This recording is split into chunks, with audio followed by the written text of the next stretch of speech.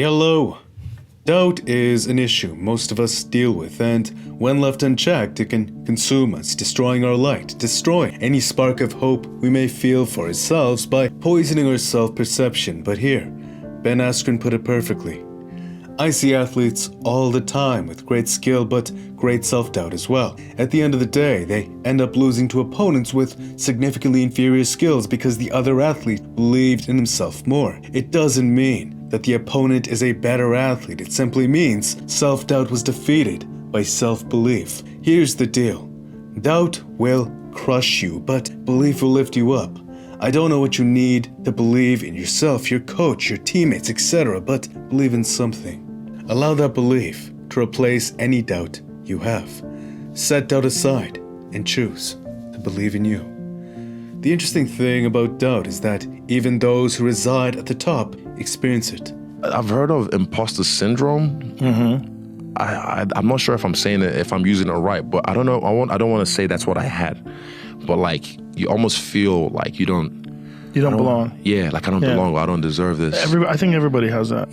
Other men of value who doubt their worthiness, people in general who let the poison of doubt enter their minds, but the ones who succeed, they still find a way to bring themselves back to that feeling of worthiness no matter how many times they may fall, how many times they may slip. That said, in this segment, I will teach you how to eliminate doubt from your mind, but I will use metaphors to explain it. Now, the thinking mind inherently has a very negative focus for the most of us. If there is heaven and hell existing within the mind, hell would be the thinking mind, and heaven, immersion to the present moment. To neglect one side would be to neglect your humanity, thus become untethered. Both are needed to maximize your individual condition, but consider this. When you are angry, the dialogue in your mind naturally expresses anger. As you come into contact with various mediums, you project this anger, even to people who have done you no harm. The energy within you simply wants to spread, infect others, infect the world around you. Thus, naturally, you create a feedback loop, reinforcing your anger. You get angry, you project anger. The world, it receives, thus reflects this anger back at you. Thus, naturally, as a result, you just get angrier, all stemming from your mind. Your reality has now manifested tangible reinforcement from those initial feelings of anger. The same thing occurs with doubt. You feel unworthy. That feeling starts producing thoughts of unworthiness. Thus, you start to project that feeling in your body language, the way you communicate. You infect the world around you, and it reinforces the doubt within you. The world receives this energy from you, thus starts to reinforce that status you are experiencing within yourself. It's a feedback loop where you end up feeling even unworthier, regardless of the truth, regardless of how truly worthy you are.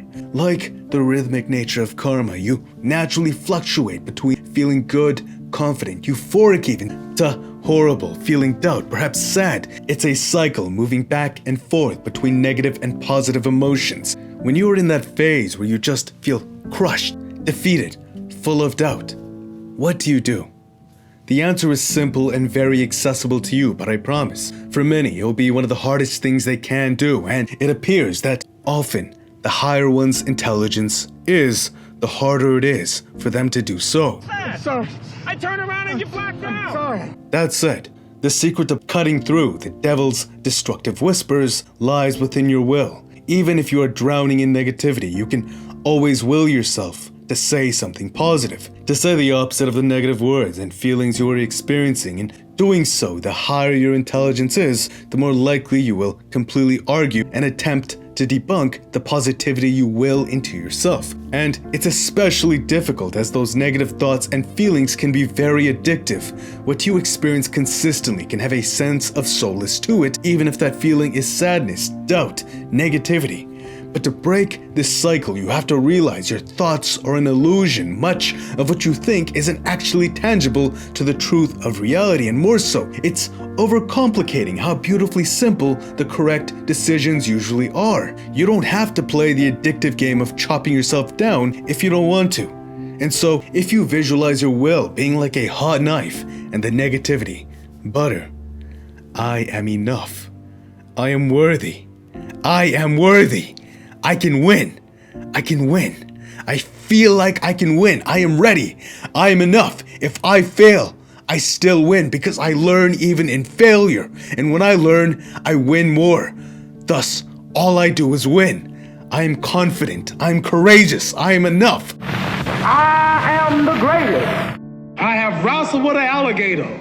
I done tussled with a whale. I done handcuffed lightning, throw thunder in jail. Injured a stone. Hospitalize a brick. I'm so mean I make medicine sick. Man, dude. Yeah. Last night I cut the light off my bedroom, hit the switch, was in the bed before the room was dark. Incredible. Everybody stop talking now. Attention. I told you, all of my critics, I told you all that I was the greatest of all time. Come here, Chad. I'm the greatest thing that ever lived. I must be the greatest. I told the world, I talk to God every day. If God's with me, can't nobody be against me. I shook up the world. Come in, 7. I am the king of the world. Hold it. I'm pretty. Hold it, you're not that pretty. I'm a bad man. Wait. I shook up the world. I shook up the world. I shook up the world. Wait a minute. All right, tell us this. All right, Cash. Thank you. I'm great. Every time negativity hits you, you can cut through it. It is not nearly as powerful as your own will. In doing this, cutting through each word, slicing through with pure, resonating intention, you override the negative voice, but more so, you end up putting yourself into a trance where truly, you feel like you are enough. You are now enveloped in a new aura. The wheel was spinning one way, and with your own 2 hands, you forced it back into the other direction. The words you choose are up to you. Keep it simple, as simple words have a tendency of carrying more power. In doing this, you can achieve great success through the thinking mind in this way. It's actually often the case, but I recommend meditating yourself into calm, trying to clear yourself of all thoughts after you've built the feeling you want within yourself. Otherwise, it can all get very dense, heavy. You have a lot more control than you actually realize, even if the path towards mastery feels impossibly difficult. And with that said, I wish you the best on your individual experience. If you like more from me, please subscribe and hit the notifications. Thank you if you did. It truly does mean a lot to me. Thank you. Smash like button if you enjoyed. It's good karma, and until next time, peace.